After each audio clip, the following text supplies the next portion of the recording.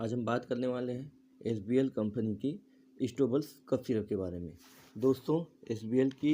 यह cough syrup जो है कि इसमें काफ़ी कंटेंट मिलाए गए हैं, जिसमें पल्सेटिला, जस्टिया, रूमेक्स, ड्रोसेरा,